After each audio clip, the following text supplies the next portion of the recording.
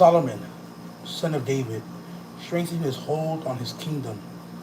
The Lord his God was with him and highly exalted him. Then Solomon spoke to all Israel, to the commanders of thousands and hundreds, to the judges, and to every leader in all Israel, the family heads. Solomon and the whole assembly with him went to the high place that was in Gibeon, because God's tent of meetings, which the Lord's servant Moses had made in the wilderness, was there. Now David had brought the ark of God from Kiriath Jearim to the place he had set up for it, because he had pitched a tent for it in Jerusalem.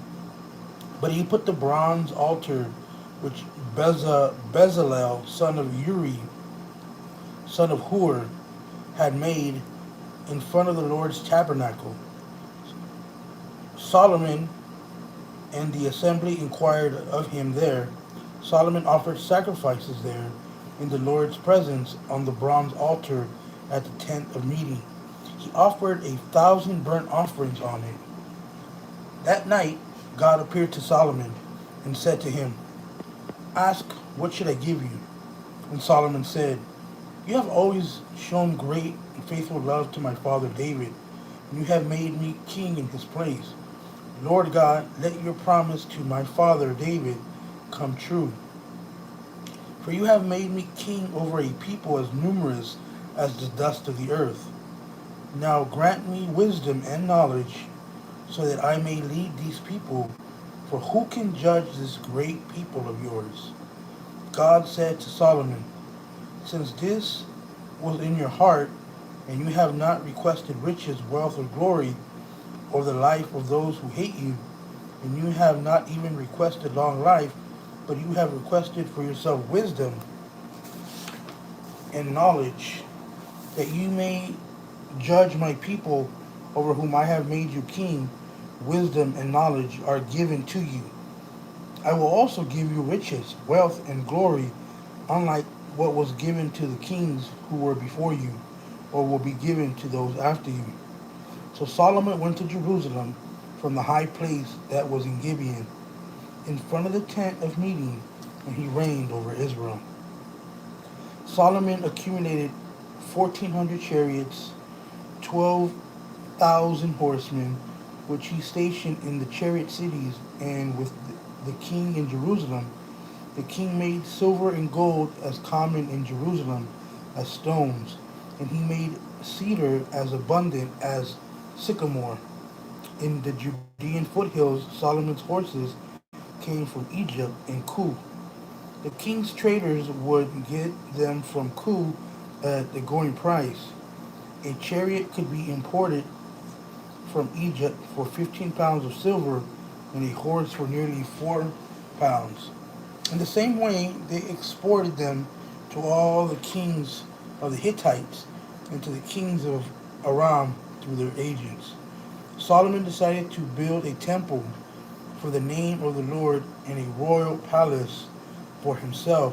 So he assigned 70,000 men as porters, 80,000 men as stonecutters in the mountains, 3,600 as supervisors over them. Then Solomon sent word to the king of Hiram of Tyre, "Do for me what you did for my father David. You sent him cedars to build him a house to live in.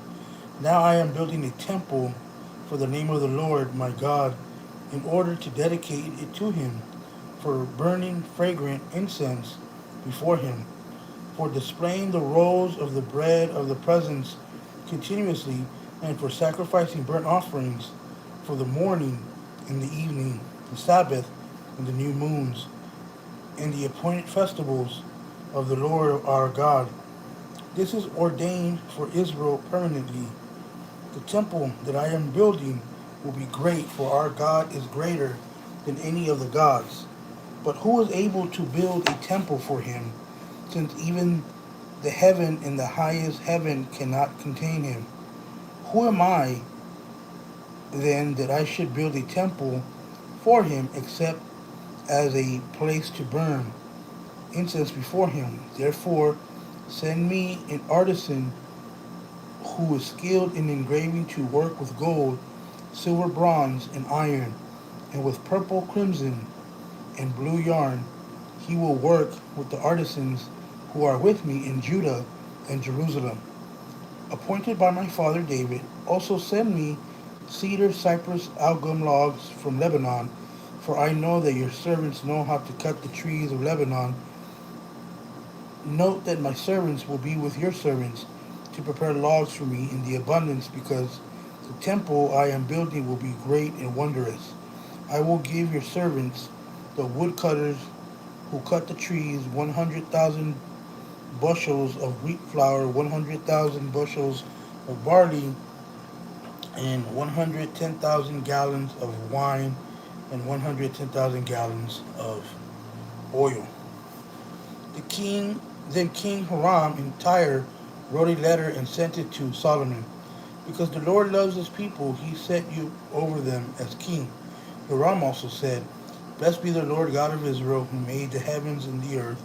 He gave King David a wise son with insight and understanding, who will build a temple for the Lord and a royal palace for himself. I have now sent Huram Abi, a skillful man who has understanding. He is the son of a woman from the daughter of Dan. His father is a man of Tyre. He knows how to work with gold, silver, bronze, iron, stone, and wood, with purple, blue, crimson yarn, and fine linen. He knows how to do all kinds of engraving and to execute any design that may be given to him. I have sent him to be with your artisans and the artisans of my lord, your father David. Now let my lord send them wheat, barley, oil, wine to his servants as promised. We will cut logs from Lebanon, as many as you need, and from them to you as raft by sea to Joppa. You can take them up to Jerusalem.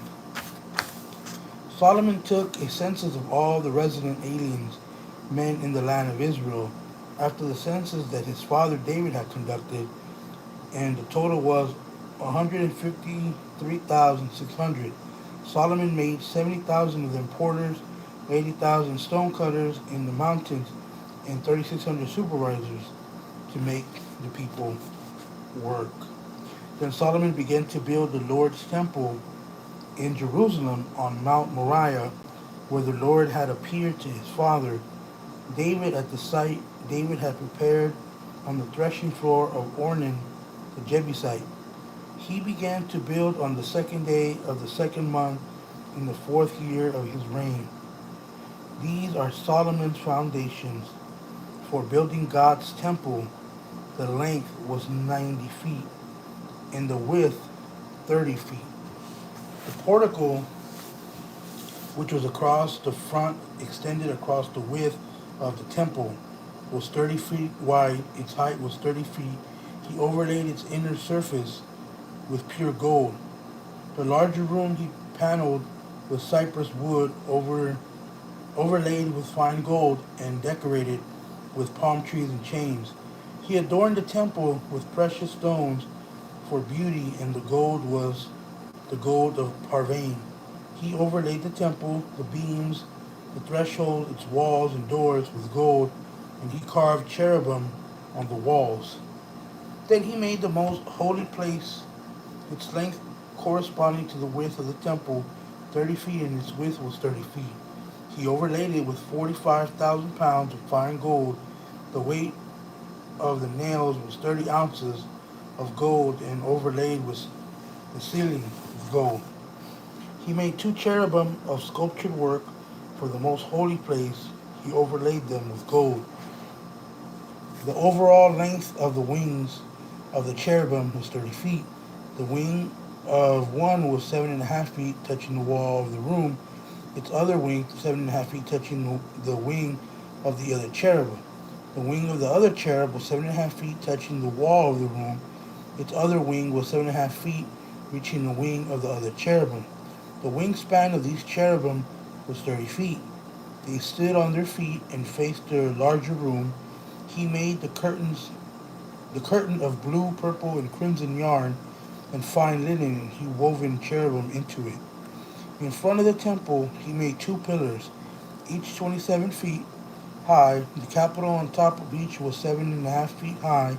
He had made chain work in the inner sanctuary and also put it on top of the pillars.